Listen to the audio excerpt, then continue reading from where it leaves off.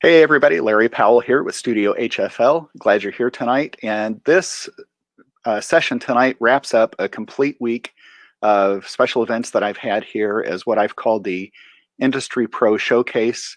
In lieu of being able to go to a music ed conference, I thought it would be kind of cool to be able to bring some of these exhibitors, artists, vendors to you virtually so you can hear what they have to say and maybe ask some questions, make some comments. Of course, we kicked off the week with Trent Austin of Austin Custom Brass.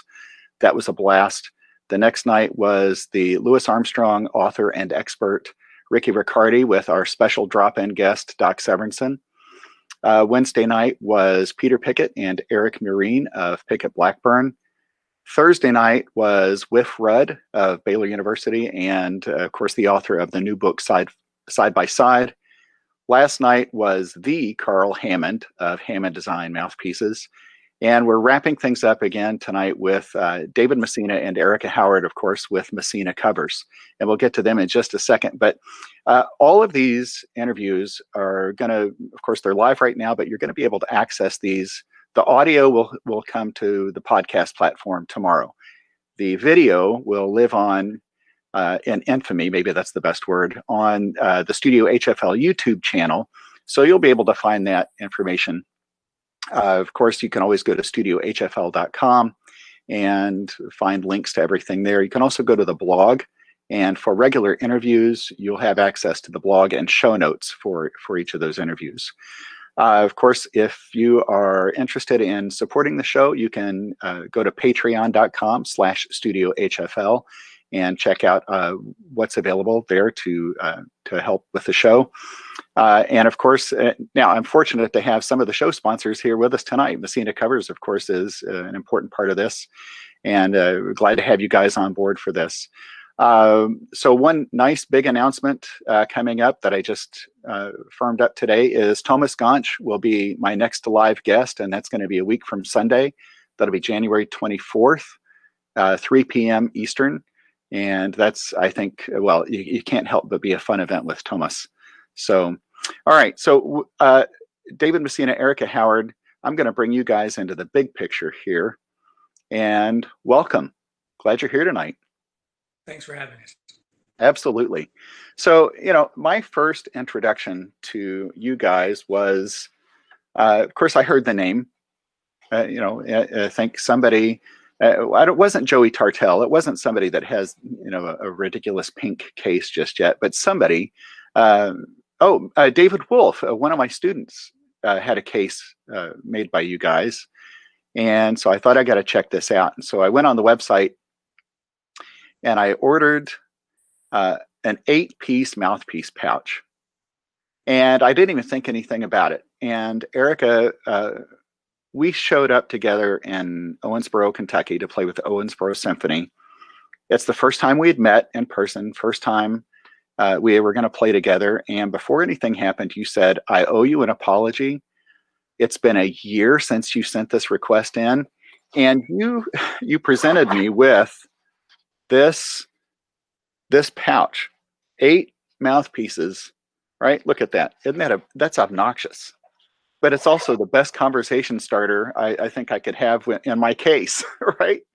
But what a great thing. And of course, I'm going to put a couple of other things here just to show people what kind of work you do. I also then had you guys make a couple of Herald trumpet cases for me because the ones I had were old and musty and just, they were falling apart. So I gave you a couple of my Heralds. And this is what you came up with. So I can fit 2 Herald trumpets in each one of these bags. And I mean, the construction is fantastic. I feel completely safe with these instruments in there. I mean, look at that. They're beautiful. And unfortunately, these days they're kind of sitting out of out of sight simply because there's no gigs, much less a Herald trumpet gig, right? But man, great work on those. And I kind of wish I could still take those out and show people those. But David, why don't you tell us a little bit? Of course, I want to know how the business started, but maybe a little bit of background yourself as a musician. Well, I was a bass major, upright bass major in college, and joined the West Virginia Symphony in 1984, and still play. Of course, the past year has not been active, but looking forward to getting back to playing. But Mhm. mostly an orchestral bass player. Played in a Latin jazz band for 10 years. That was a lot of fun. But a good friend of mine started his own bass shop, and he was looking to find a bag maker. And so he was asking around, and eventually got around to me, and I thought I would give it a try. And that's how I got into it. And it's something that I really enjoy. So it's the best of both worlds, getting to make music, which is ethereal and temporary, but then getting to make bags, which are a lot more permanent. So I enjoy making things. Well, it's not that you just decided I'm going to make bags. I mean, you told me previously that you actually had some very practical experience. Was it high school? It was high school. A very good friend of mine was in sewing, senior sewing, and I had a free period. So I would hang around in the sewing room with them, and they got tired of me sitting around. So they made sure that I learned how to sew if I were going to be hanging out in the room. And it turned out to be, yes, a very practical skill. Not just making bags, but honestly, just being able to put a button back on something or mending something that you have without leaving the house is really very handy. Hmm. We'll come back to you in just a second. I want to give Erica a chance to introduce herself. Erica, give us a little bit of background for yourself.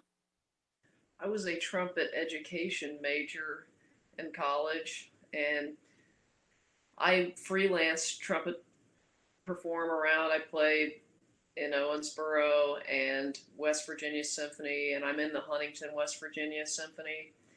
And I also teach private lessons, high school mostly, with some middle school in Hardin County, Kentucky. And I enjoy sewing as well. David really encouraged me to sew and taught me everything that I know about sewing. And it's great. I think we make a great team because he had all the fundamentals for sewing and had the base bags rolling. And then when we got together, I had some newer ideas about starting brass and then expanding our color palette and other products. So it's I think we make a nice complement to each other. I like trying out new things, and he will often sometimes he's good at knowing if it's something's a good sustainable idea or not from his experience. So we're going to sidetrack for just a second because you said Hardin County, which is where I went to school when I was growing up, down in Hardin County, Kentucky.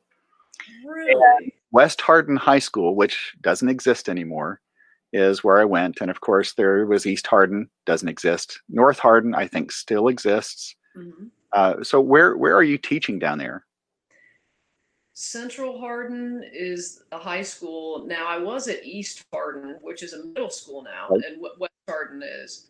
And I was at East Hardin with the middle school for a while, and then also North Hardin and North Middle. Wow. Holy cow, you're back in my home stomping grounds there. I lived in Cecilia, which is not too far away from that. So I didn't know that. We uh, went. just outside of E-Town. So, okay, now that I've bored everybody to tears with my little trip down memory lane. Um, okay, so you mentioned bringing the color scheme, right? Think about musicians and orchestral musicians and our typical color palette, which exists of black and more black, right? And then you come along, and I mentioned Joey Tartell already. That hot pink case. I mean, you guys do. See, this is what I think is so cool about this is we get more options, and I mean colors. I mean, now you can't have the cases on stage like we used to sometimes, but that's brilliant, and I think that certainly has played into your marketing, right? Oh, certainly. And the funny thing is, when we were first talking about some of the more wild colors, David said, "Well, nobody's going to want that," which is hilarious now, seeing that very few people order black now.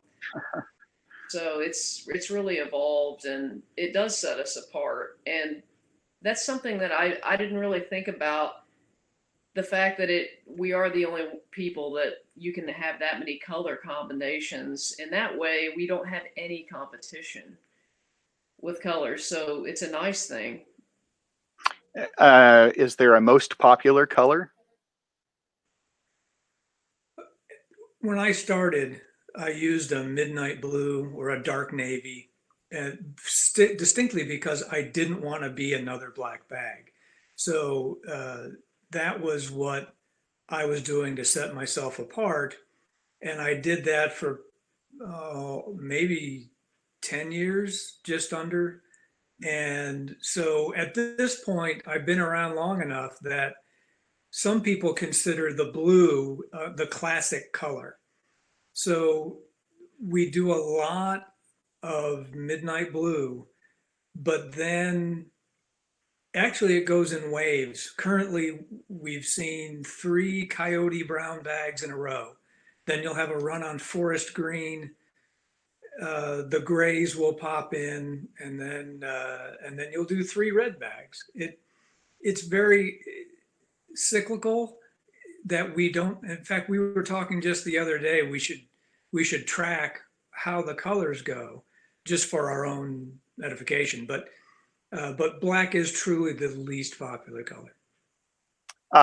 Well, even you think instruments, and I'm trying to think who might have been the first to do this, and maybe it was First Act, right? But remember when somebody got the wise idea to make a blue clarinet or a purple clarinet, or you know, and now some of that stuff is really good, but yeah, having some nice color options, right? Especially for a middle schooler.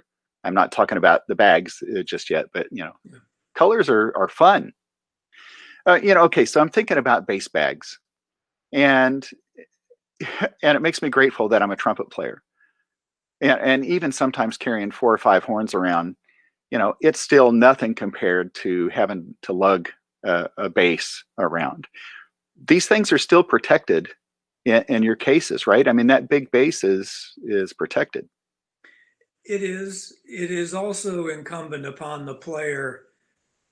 The first thing you learn, well, I taught a bass methods class as an adjunct at a university, and the first thing we did with all the education majors is you load the basses up in the bags, and then you troop around the building learning how to go through doors and go up and down stairs, because you have to figure out where the instrument is and how to avoid whacking into things, because especially at the educational level, you don't have money to repair instruments if the kids are beating them up. And then as a pro, it's a lot of money that you're lugging around. And because they're so big, you can't have a hard case. So you really have to learn, and all bass players do, you have to learn how to lug it around, but in a way that you are really cognizant of everything around you.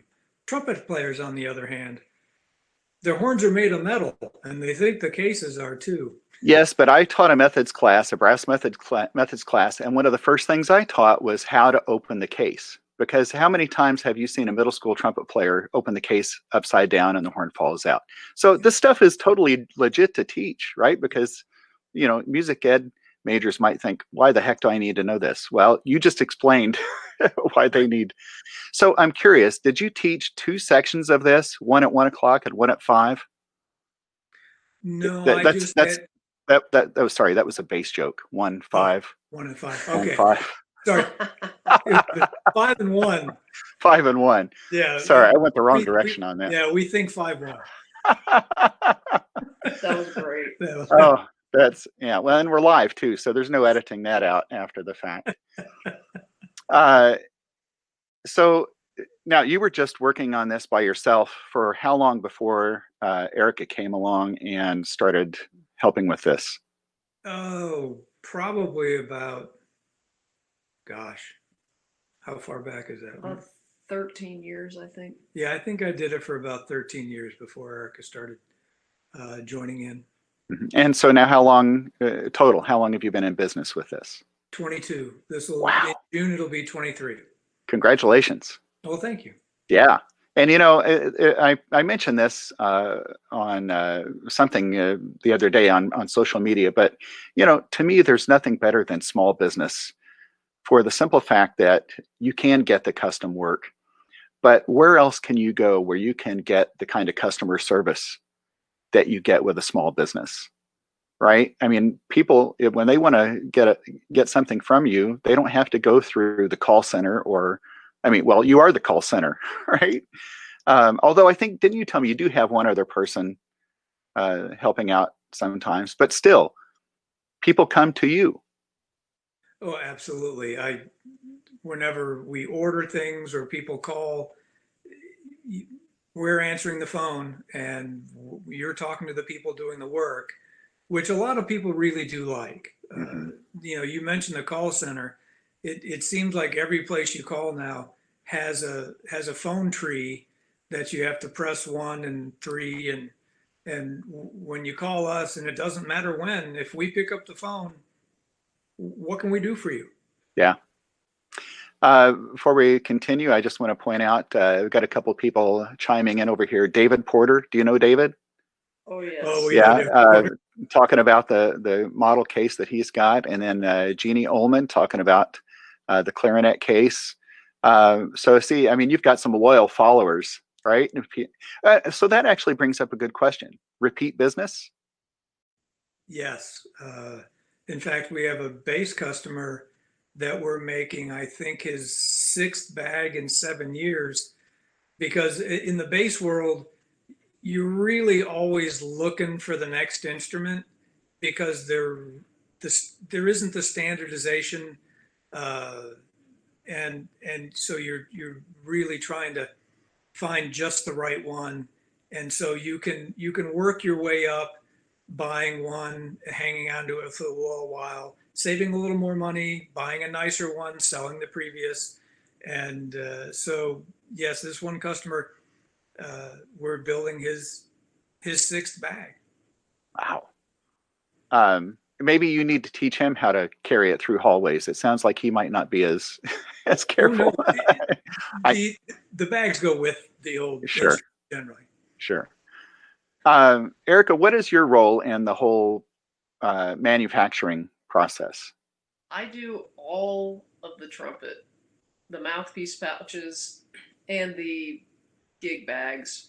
Sometimes I'll help with bass if there's if they need some help, but it's become a little bit separate in that way just because I did most of the ideas behind the designs and it took a while to learn how to do it, but that's pretty much what I do. And then just helping organize the shop as well. Oh, and I also digitize the embroidery files. So if somebody wants their logo on the bag, we can definitely do that. Or anything that's public domain, like clip art, people want that on their bag. And we have a basic program where I can merge colors and simplify it so our embroidery machine can pump those out.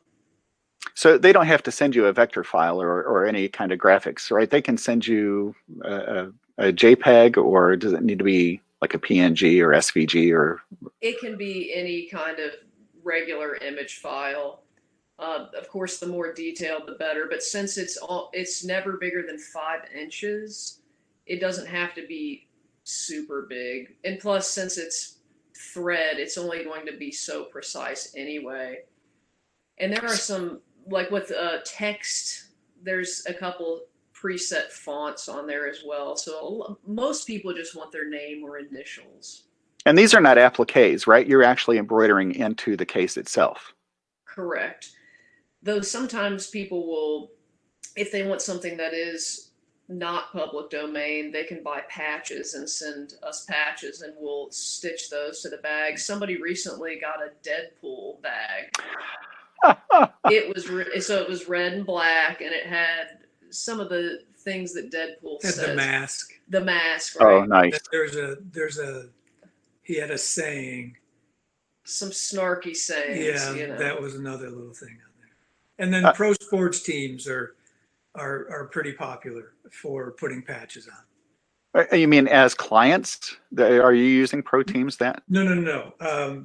Where people are fans of a certain team, Oh, I see. and so we'll I make see. a. In fact, for a good friend, after the Chiefs won the Super Bowl last year, I made him a red bag, and it had the yellow and white trim, and I put some Super Bowl patch on, the regular Chiefs patch on it, and he couldn't have been more excited. Well, now, I don't know if my wife is watching this one tonight, but if she knows what a geek I am for cases, and now knowing that there are these kinds of options, all I'm thinking is, I wonder what my next case is going to look like. Well, we do Yes. the same thing. Yeah. Okay, so this is actually a great a transition. You have a really cool uh, art effect that you've just recently incorporated into some of your cases or bags. Yeah. And you want to tell me about that? And then when it's time, I'll throw some graphics up for that. Okay. Lee Mesh, who's a bass player with the Metropolitan Opera, has a sister who, and he was somebody who got the first orange bag we ever made. And he would wheel it across Lincoln Center Plaza, and people would stop him to get pictures taken with it. And that was the first color besides blue we had. And then that was when Erica saw that and said, okay, we need more, more, more. And that's then it's exploded. Mm-hmm. But he later got a pink bag and then not long after sent me a picture of his sister had painted really beautiful designs all over the bag, and it was just gorgeous.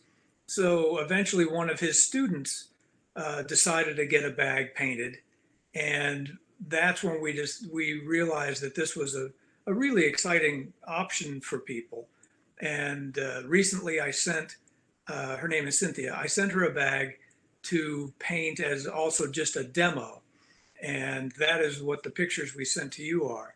And Okay. they are, I forget the exact type of paint, and people asked if it were durable, but she said that if you've ever painted and gotten some paint on your jeans, you know how you can't get that paint out? Well, that's basically what happens. That's the So stuff. it's doing well, but her painting style I've really liked, and she's at Tortoise Brain Design on Instagram, and she's got a lot of wonderful things to show, and I really just and she's just a lovely person as well. Now, is But she in Louisville, or where is she located? she is, I believe, in Massachusetts. I'm blanking on exactly Mhm. where, but I think she's in Massachusetts. But we just send her stuff. Yeah. Uh, So I'm going to put these pictures up, and okay. maybe you guys can tell me about the first one here. Yeah, so that's a conductor bag that we sell that are designed for 11 by 17 scores. And frankly, Eric and I both use one as a laptop bag. They're really handy. But I sent her that and asked just whatever she felt like doing to go ahead and do it. And so that's what she came up with. And I think that, and she does both sides. So Yeah. um, it's a really neat example That is of striking. I mean, it the is. colors, even on a gray palette, that totally changes that bag. Yeah. That's gorgeous. I'm no art expert, but I see. Well, I'm not even going to guess. I'll just embarrass myself. I was going to say something like Jackson Pollock, but it's way too organized to be a Pollock, right? Right. Okay, so let's go to this next bag here. Yeah. Ooh. What kind of case is this? That's still a conductor bag. Okay. And but I look at that and I don't know how it's done, but I just really, really like it. So does she decide what kind of design is going on there, or does your client say, this is what I want? She works with the client. Hmm. Actually, the last base bag that we did, which was only about a month ago, there was a paisley effect because he was interested in paisley fabric, which doesn't exist. Hmm. But so I said, here's an opportunity that you could get this artist to probably accomplish what you're going for. And so he worked directly with Cynthia. They came up with a design. We sent the fabric to her. She painted it, sent it back. We turned it into a base bag, and it just turned out beautifully. Those are striking. I mean, that's I would be, and if those aren't up on your website as examples, I need to go back and look. But those are fantastic. What's the turnaround time? What does that add to a custom order?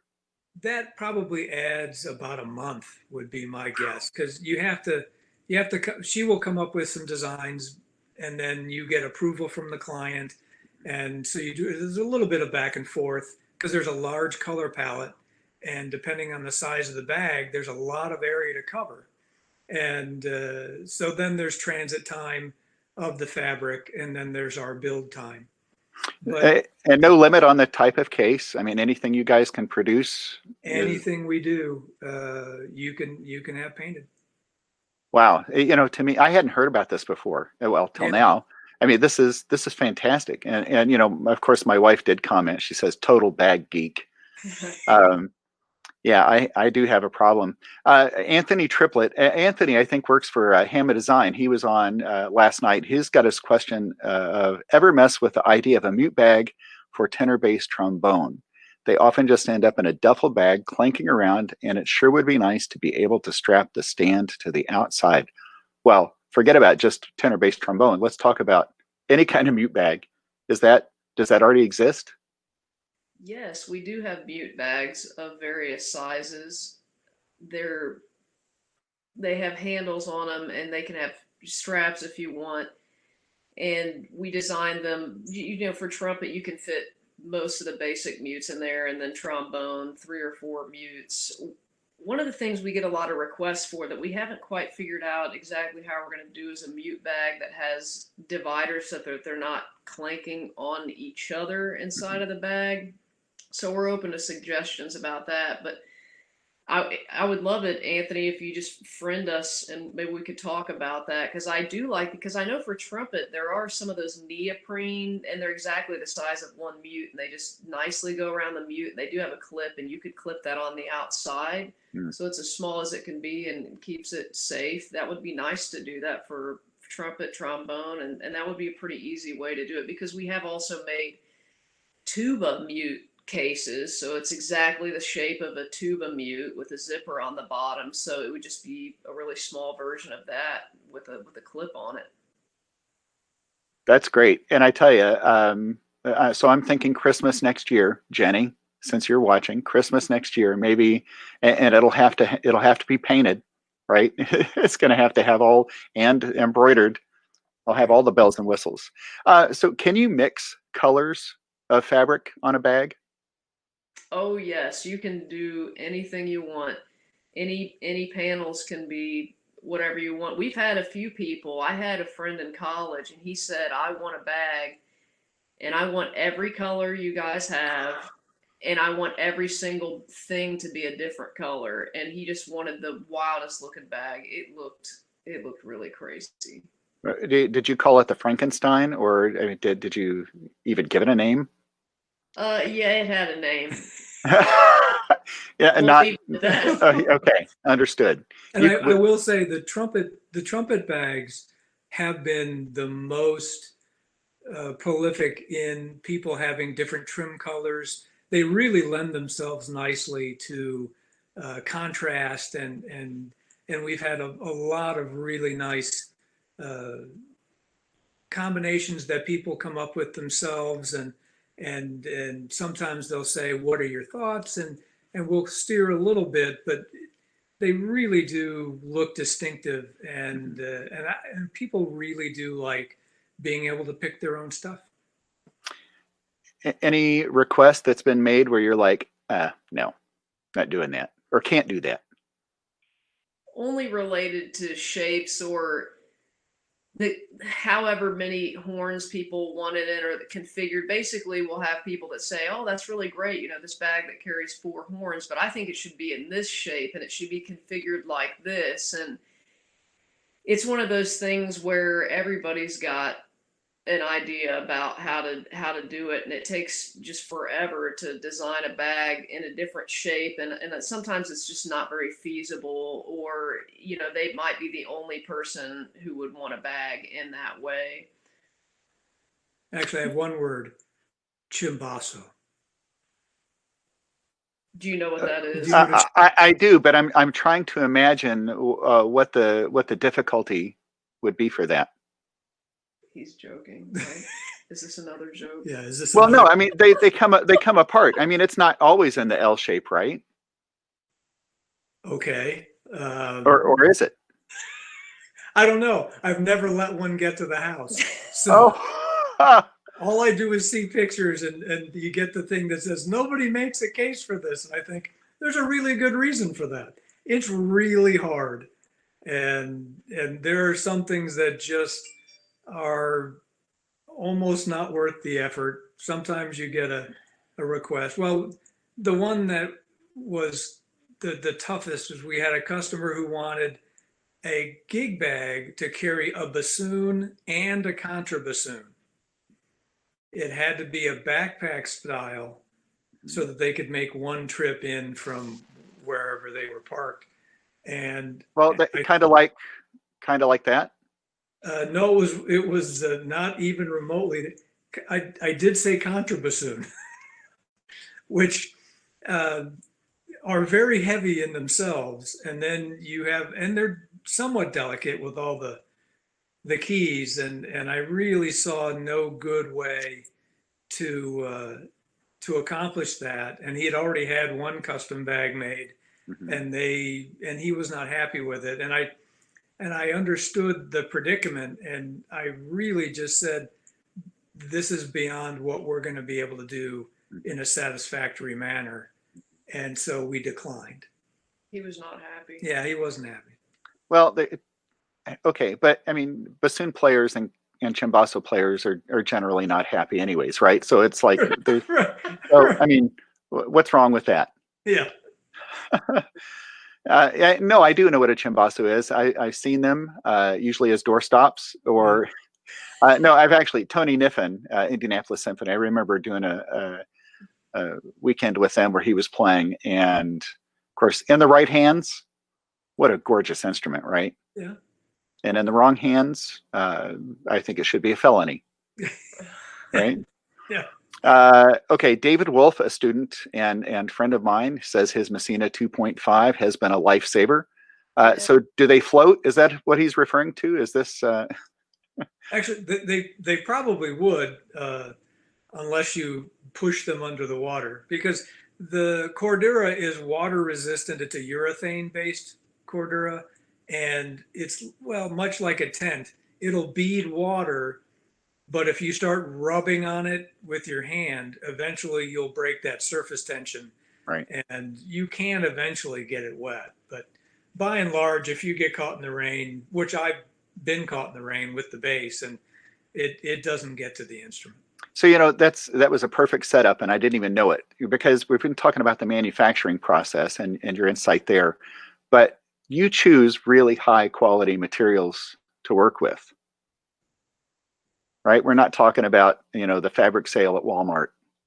No, it's all the commercial grade stuff, and thousand denier is as tough as you can get. It used to be what the military used, but there is a tipping point where if you go past, let me back up. Denier is a measure of weight of fabric. Mm-hmm. So you'll see a silk flag for your favorite sports team. That'll be 200 denier. And then it goes up the ladder. And the military now uses 500 denier. For weight savings. For weight savings. Mm-hmm. Mm-hmm. They save 40%? Something like that. Yeah. But the 1,000 denier is where you get the most strength versus flexibility and reliability. And there is something called 1640, I believe, which it is stronger in terms of if you were to grab it and try to rip it apart, but it has one drawback in that if you rub it a bunch of times, as you will going through doors, it it will start to degrade that way Mm-hmm. earlier. And so nobody's carrying anvils around in their cases. So we didn't really need that extra strength. Yeah, yeah, but okay, so there's another great segue, because now you make cases, this kind of came about, I imagine, because of the pandemic. You've pivoted a little bit because now you make cases for other than musical instruments.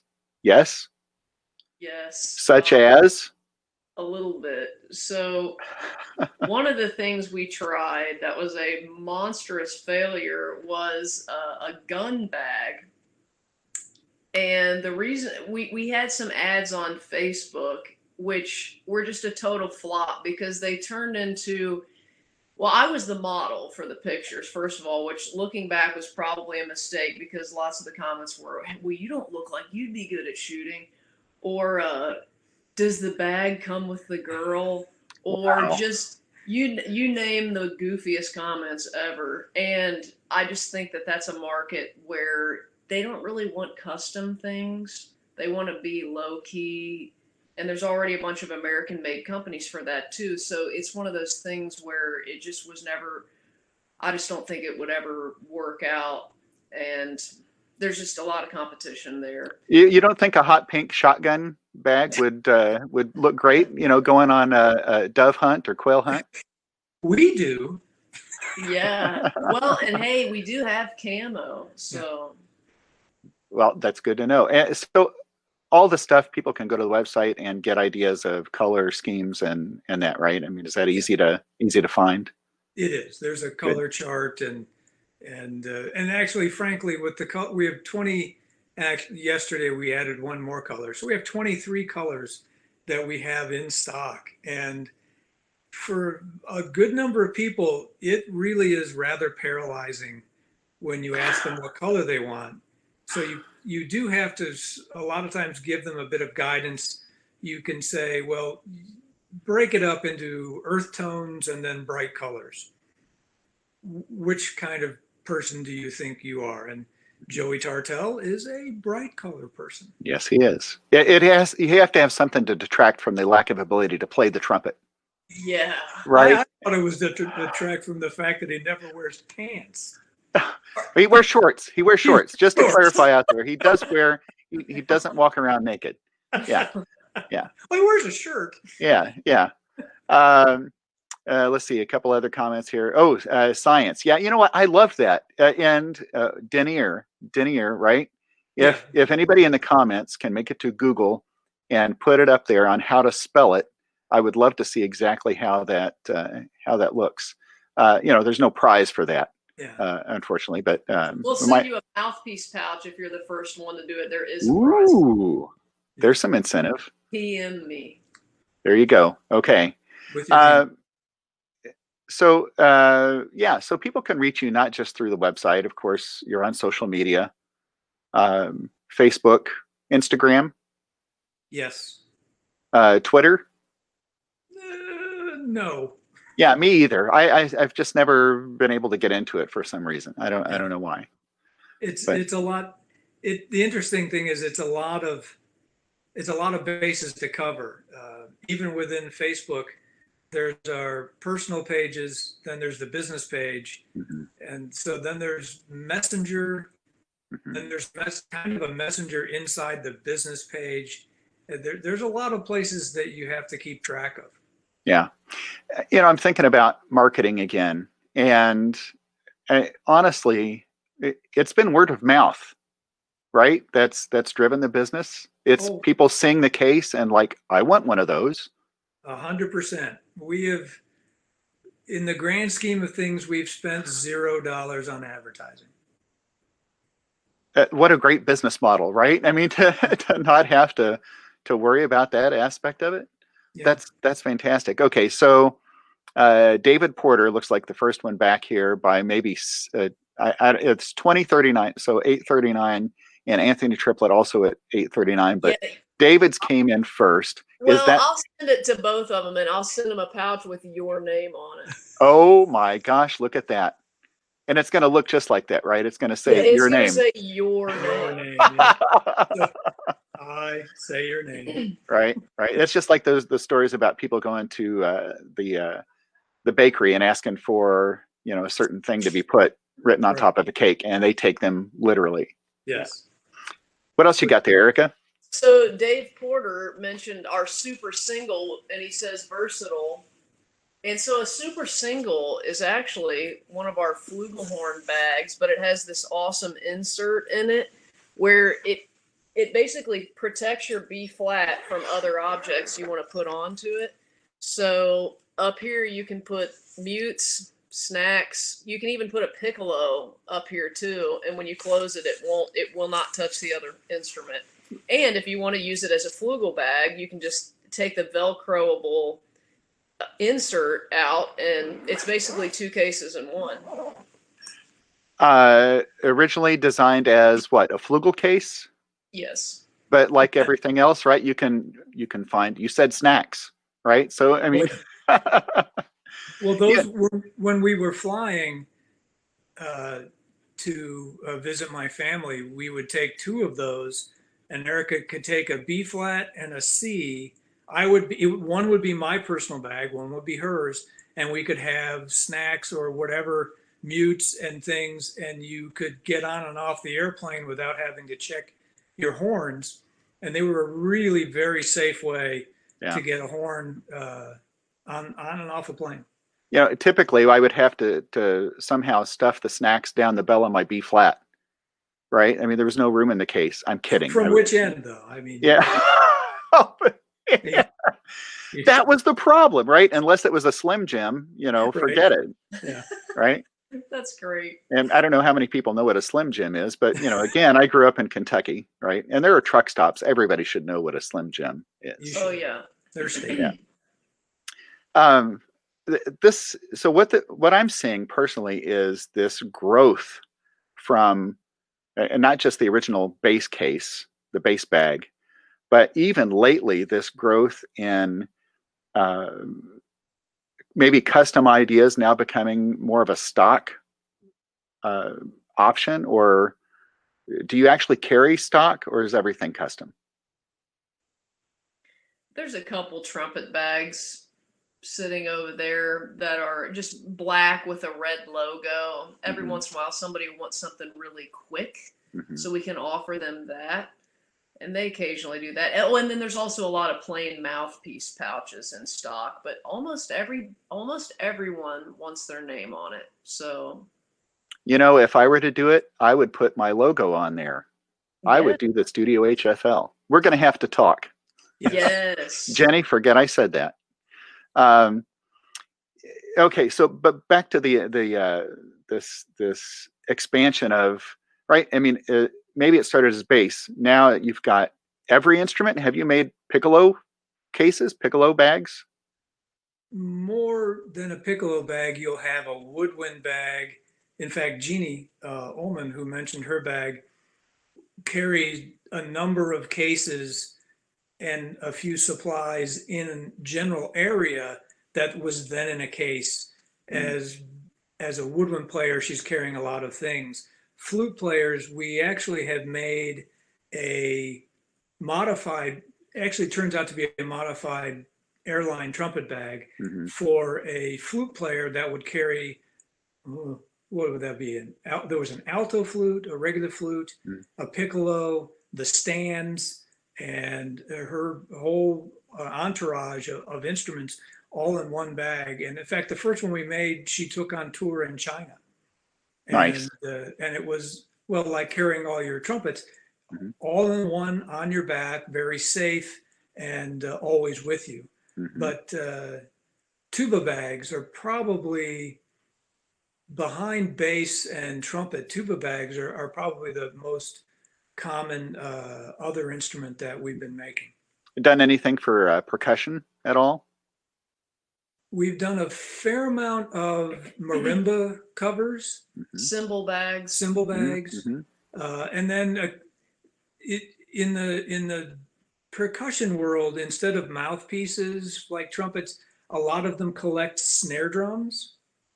And so we've made a fair number of snare drum bags, which tend to be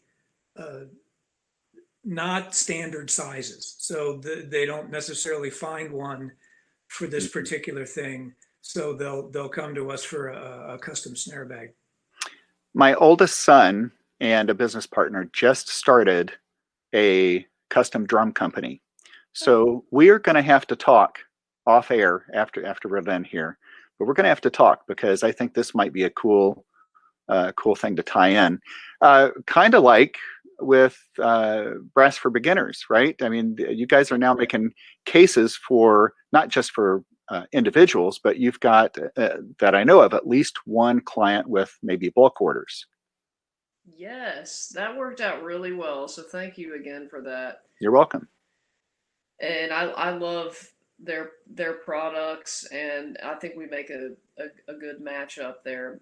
The case worked perfectly for the multiple horns, and then all of the slides and the crooks. It's really cool. It's Well, it's like a tackle box for a horn. It's amazing how many things go in there. Well, Chris Hasselbring just posted a video a day or two ago, or it might have been a week. I'm horrible with remembering, time span, but posted a video of how to do a crook change on these Baroque trumpets. And of course, you see the pipe and the crook, the yard and the crook bags. I mean, you see your product. It's Messina product in this video. And so if anybody is interested in seeing what that looks like, of course, I don't know if you have a link at messinacovers.net, but you can also message me. I'll make sure you get that link, brassforbeginners.com. And that in itself is a great product. Very well designed. And yeah, I'm glad that worked out. Other maybe major buyers, do you have bulk, anybody that you supply at the moment? No, Is Target placing orders for? they're actually not. Uh, Oh, it is really mostly direct. That is one thing that the era of the smartphone accelerated mm, was just individuals doing a search and then making their own choice and then contacting directly. And it's I think there's to your point about small businesses, I do think there is some cachet, not only that, but a desire to support a local business or to support somebody that is not, well, frankly, not Target. mhm, mhm. Nothing against Target. We've gone to Target, Sure. but when you can actually talk to or actually know somebody that makes something, people enjoy that, and it's frankly a little more fun. Well, and like the two of you, when you've got people who speak so well about the product, right? You guys do make it fun and interesting to talk about this, right? I mean, you know, so let's talk about maybe how you balance this stuff out because when you're not in the shop making cases, bags, you are out on your bikes, right? Both of you are avid cyclists, am I right? That Yes. is correct. Competitive? I Yes. No. I do race, and it's pretty fun. Oh, I didn't get to this season because most everything was canceled. But Mhm. I most years I do a pretty more involved campaign in the fall with a discipline called cyclocross, which is basically fat-ish tire road bikes in grass, and there's sand pits and logs to jump over. It's kind of a mix between cross country and bike racing. The races are about 45 minutes to an hour, and they're very spectator friendly. They take place in parks, and they're also pretty safe because if you crash, you're only going to land in the grass, and there's not much high speed Mhm. as like a road race. Mhm. But when And you train, sorry, go ahead. oh, and one last thing, and it's also rain or shine, so it gets pretty muddy, and it's typical to have a mechanic in the pit for you, so you can swap out different bikes. And David's a really great bike mechanic. He worked at a bike shop for 10 years, so we do Nice. all of our own work, and most of our bikes are we tweak it and do all sorts of different components and such. So, let's say you're going out for a Saturday afternoon, you're going for a long ride. If you go together, how 40 miles, 50 miles, 100? Yeah, any of those up to probably 120 sometimes. And this last summer, my one of my goals was to do a double century, so I did do a 200-mile ride. I remember you posting about that. Yeah, it was pretty intense. And David did the last 50 miles with me, and was my for the first 150. I would come home and he'd have food ready for me, and so that was great. I can't even imagine. Well, for me to do a double century, I mean, we're talking, I'd have to take a month to accomplish that. So kudos to you. I think that's so cool. And is it a nice distraction from, case making, bag making? Actually, I think there are more musicians than you realize that actually are cyclists. In the West Virginia Symphony, we regularly have probably a half dozen people that'll come out on a bike ride when we're over in Charleston. And in fact, our friend David Porter is an avid cyclist himself, And Jeannie. and Jeannie is a Mm-hmm. cyclist Mm-hmm. and a racer, and so where there are a fair number of us uh, that like cycling. In some ways there's a work ethic to it that you're accustomed to because of practicing, that you get into a kind of a groove, and it's Mm-hmm. enjoyable. Now, the one other thing about a road ride is you can also have a conversation. And so if you're out on a bike path and you've got 10 miles of just open, beautiful scenery, you have lovely conversations, you get to know people. It's one of the reasons that you end up with a lot of cyclist friends, is because it's Mm-hmm. not only just exercise, but there's a camaraderie aspect of it as well, and you work together and can have a lot of fun. In fact, we ride a lot down in Elizabethtown in the summer with the Central Kentucky Wheelmen. Well, in Indiana here, and I think it starts in Terre Haute and goes all the way across. It's called Rain, right across Indiana. You go Terre Haute to Richmond, I think. We did. And, I've done it twice. I do have friends that post about this, and it does seem like a very it's not a race, right? Because they talk about stopping and Look, getting. look, it's always a It's race. always a race. If it's not a race, it's a race. Now, some people don't, but if you show up anywhere and there's a finish line, there's going to be racers. Put it this way, it's timed. Oh, okay, If okay, it's timed, it's a race. yeah. Now, when I did it, it was not a race for me. I was racing myself, Mhm. but there is a contingent of the riders that do rain that is definitely a race. The rest of us, it is a test for ourselves, and something to be a goal to be achieved. Well, now I would like to say I would rather bike across Indiana than West Virginia, right? I mean, it's got to be. There's nothing flat there, except a No, B flat, right? That's it. correct. It's There's a D bad. there, I think, as well. Okay, But fine. but yes, although West Virginia is a spectacularly beautiful place to Mhm. ride. Uh, I mean, it is completely different, yes, to Indiana, but southern Indiana is actually quite hilly, and I mean, riding around in Bloomington or some of those areas, it's really gorgeous. Mm-hmm. Um, I don't know if I'll ever get into it. I do enjoy just casual riding, and my family, we did a lot of it this past year because we had the time to do it. But Absolutely. um, well, this has been great. I mean, to find out a little bit about your side gig with the biking, but you're also still in a regular, normal world. You're still gigging musicians, right? You're both still active.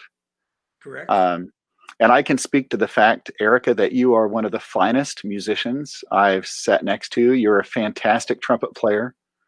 And always, if I see your name on the roster, I'm like, yeah, this is going to be great. Well, thanks a lot, Larry. That means a lot. And the same to you as well. Oh, thanks. And I mean that. It's. I told my wife, I told Jenny earlier today that, you think about that. When you look at a roster for the concert cycle, and you see a name on there, you're like, oh, I get to sit next to so and so this week. And sometimes you're like, oh crap. Not very often, but that does happen, right? Mm-hmm. Yeah.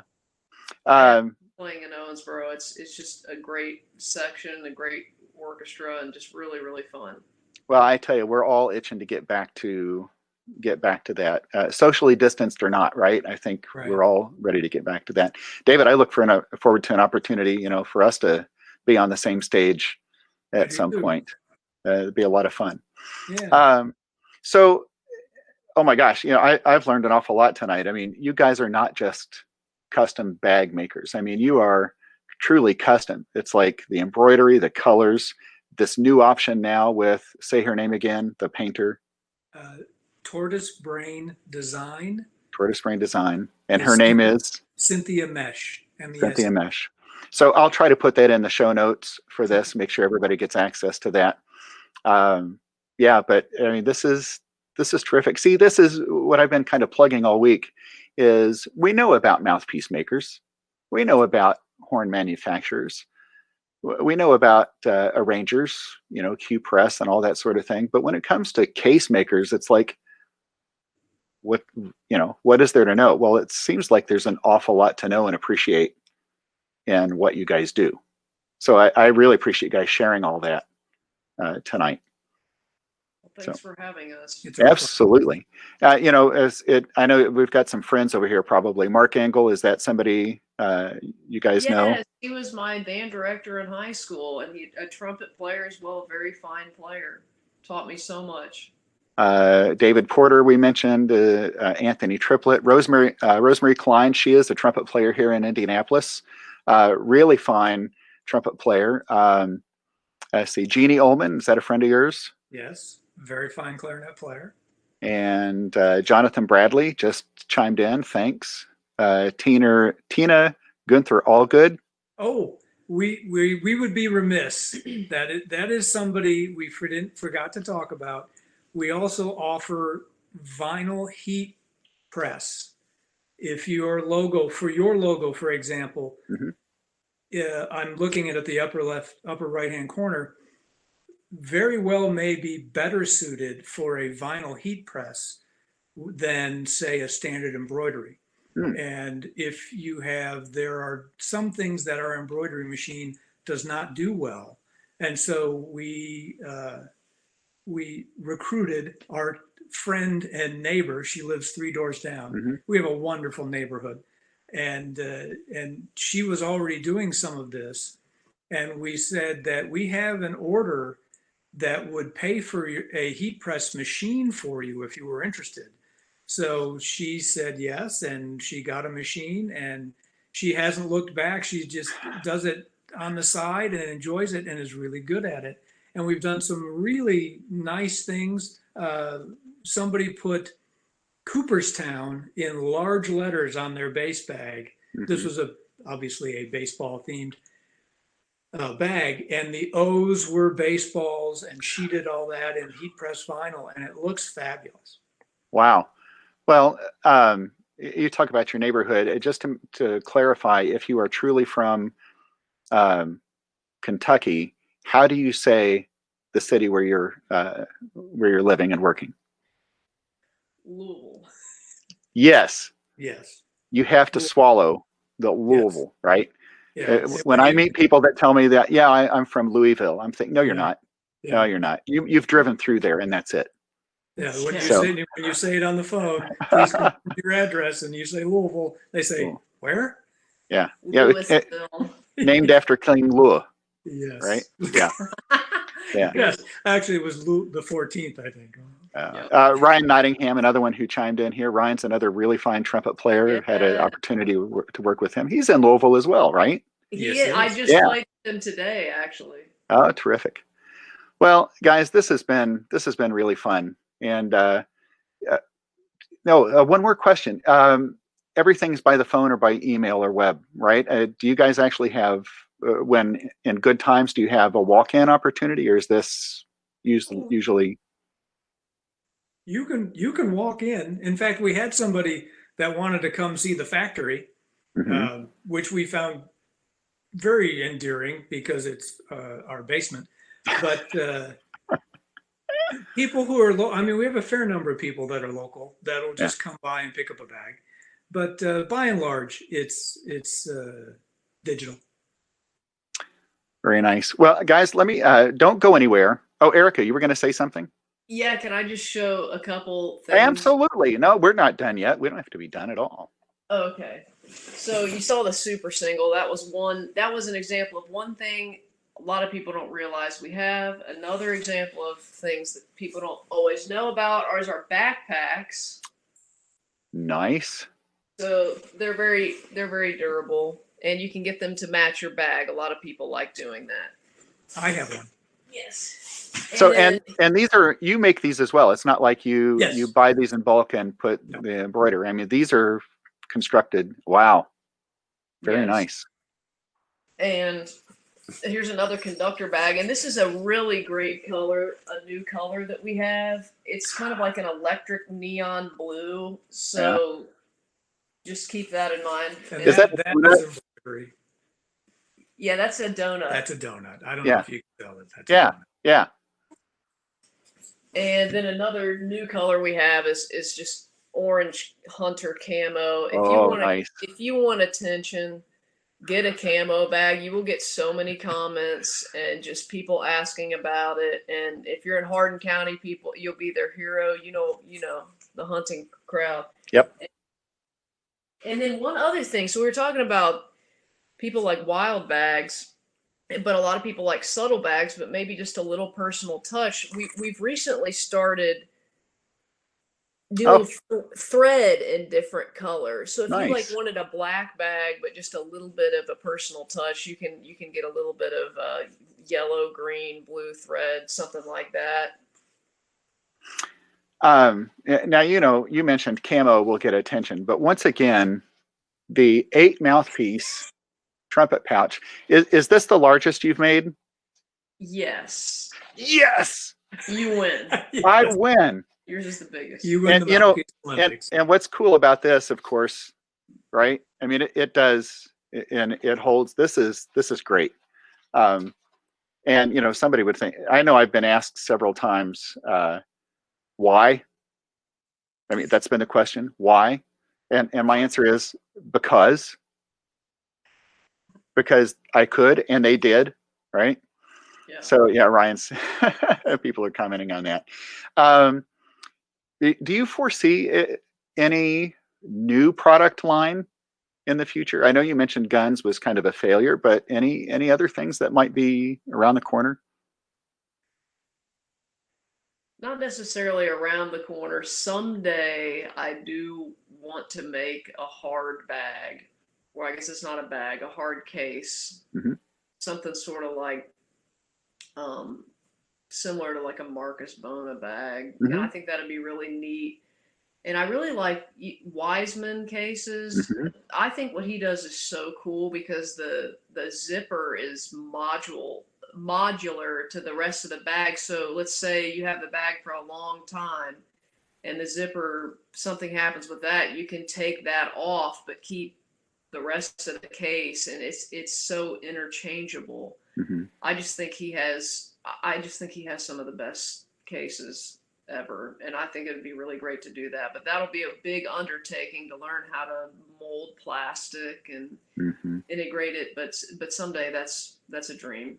Well, Larry Wiseman and Dolly, they started, of course, here in Indianapolis, or maybe I don't know if it was Indy, but Indiana.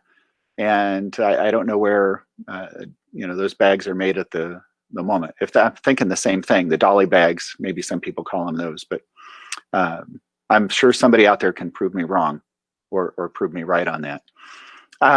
Anything else? Okay, here's a question. What's the smallest bag you've ever made? A lead pipe pouch. For the Brass for Beginners? Nope, just a piccolo lead pipe pouch. That's the smallest which thing. doubles as an Apple Pen. Apple pencil Apple pouch pencil if you pouch. want. Yeah. Nice. But on a more realistic note, There are plans that we've been sketching for a bell-off French horn bag. Lots of requests for that. What would be the challenge in that? I'm thinking, isn't that just kind of a flat case? No. What you have is the horn minus the bell goes in a large pocketed section, and then on top you have a stitched to the top, you have a padded and zippered pocket for the bell. Oh, like the Marcus Bona, kind of like that, right? Yes. Yes, I got you. Well, it's in a similar shape, just not Not a hard case. Not a hard case. Yeah, it's there. I think there was a Reunion Blues at one point, and I'm not sure if they're still making that or not. Because actually, we've had a number of retirements over the last several years. Cronkite, the tuba bags, he retired in the end of 2000. Well, I guess that'd be 20. Was it? Right, and you're talking about competition, is that right? Yes. And I mean, Cronkite bags are very fine bags. And then the major bass bag manufacturer retired at the end of 2020, Meridian. And so it's interesting in that small business part of the world, people retire and that's it a lot of times. Do you guys do international orders? Oh, all the time. Yeah. In fact, I just finished a bag that's going to Sweden, and it's the second bag. This customer and a buddy of his both ordered bags, and interestingly, we do a lot with Norway, Sweden, Denmark, Switzerland. We send a fair amount of bags over there. We also have a shop in Japan, and we have a shop in Singapore that carries our bags. Nice. Wow. I had no idea you had that kind of international reach. That's terrific. Yeah. The Japanese market is interesting because they are very interested in ornate, customized bags. So we see a lot of very specific requests coming out of the Japanese market. And I'm looking at once the idea of this painted bag or painted case gets out there, I can see where that just you could blossom. It'll explode, right? Knowing that that's another option. Have things been pretty steady through the pandemic? I mean, a little bit of a slowdown, or what's that been like? Right after it hit, it was nothing for about 2 months. So we were just catching up. We were kind of behind, so that was a little bit, good timing, I guess, for that. And then it slowly started to pick back up. And then college students really saved the day. A lot of pros aren't buying bags, but people are still going to school and they still got to carry their instruments around. So that we're down 40%, maybe up a little bit since Christmas. And it's a lot of college students, and it's just enough to keep us going. Our employee, Samantha, we like to make sure that she, above all else, has enough work. Since we split bills and such, it's easier for us to take care of ourselves, and plus some of the gigging and teaching that I do. So we want to make sure she's just fine. And actually, I don't know if I told you this, but David on Thanksgiving chopped his finger with an axe. So he couldn't sew for a month and a half. It was really scary. We should have gone to the hospital, but a bow hand or left hand? No, left hand. Holy cow. And he told me he was fine, and it started bleeding like twice. And so when we did go to the emergency room 2 days later, they were like, listen, you got to listen to your wife next time. So please, gentlemen, don't be a tough guy. It's not worth it. But anyway, so his finger was messed up for a while. So one of the nice things was Samantha learned a bunch of stuff that she wouldn't have if it hadn't been for the pandemic and that. Because we had extra time, so we spent some of that extra time sort of refining what we do, and then making sure all of us maybe knew some of the different things that we weren't necessarily the specialists at doing. Well, along that line, my wife started a small business of her own during this. Right, we refurnished the garage, put a screen print shop in there, and she's had orders, but some of the downtime is exactly what you're talking about, is kind of refining the whole process. And yes, this is a shameless plug for her business, the Best Feeling Shirt Company. Yeah, hopefully she's still on, and if not, I got to get credit for that somewhere. But so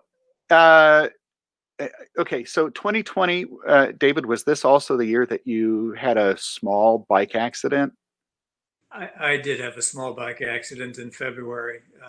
And I'm being sarcastic. It was a rather serious accident. It was not life-threatening, but it required a specialist surgically, and luckily I crashed in Houston, Texas, which is where the preeminent doctor for this procedure happens to practice. So Wow. I was well cared for, and it's one of those weird, incredibly low speed, seemingly innocuous turning a corner, and the rear wheel slipped out, and I hit my hip on the ground just properly to shatter my pelvis, and so you get signed up for a special surgery and plates and screws and a reasonably long recovery time. And full recovery at this point? Yes, yes. Fantastic. In fact, I was back on the bike outside at the beginning of June, and I didn't do a 200-mile ride, but I did manage 3,500 miles this year. Wow. Talk about getting back on the horse, right? Well, that truly is it. You either, as Shawshank Redemption, you either get busy living or you get busy dying. And it's too much of a part of what we do and who we are and what we want to give it up. Tell me you don't ride your bike with your base on your back. That I don't do. Okay, good. I mean, I knew the answer to that. But no, not well. First of all, the pictures you see of people riding with a bass on their back, they're not very heavy instruments, and most of the orchestral stuff, oh gosh, you don't like carrying them at all, let alone on a bike. So for people still watching, if this would be a good opportunity, a last chance maybe to ask a question or make a comment. We'll wait a couple minutes to see if anything comes in. And still, to the people out there, thank you for joining us tonight. What's been nice is, sometimes I see what looks like low numbers watching up here, but then I'll look at Facebook and it's like, oh, there's a really good number of people watching this. But this is also another reminder that this is going to go right onto YouTube and be accessible for people after the fact. The audio will go onto the podcast.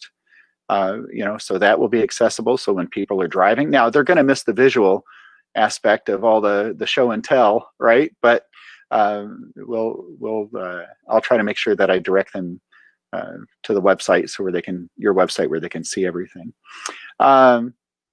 Guys, this has been fantastic, and I really appreciate your time. And so many jokes. I wanted to keep everybody in stitches. Stuff like that. It seems so easy. It does, right? But so here, Janie is commenting: quality products from quality people. Absolutely. Thank you, Janie. Absolutely. So I can't imagine anybody would disagree with that. I certainly don't. So guys, again, thank you. I'll do a little bit of a sign off here, but don't go anywhere. David, Erica, don't go anywhere. Once we get off air, we'll chat for just a minute. So let me shift this around.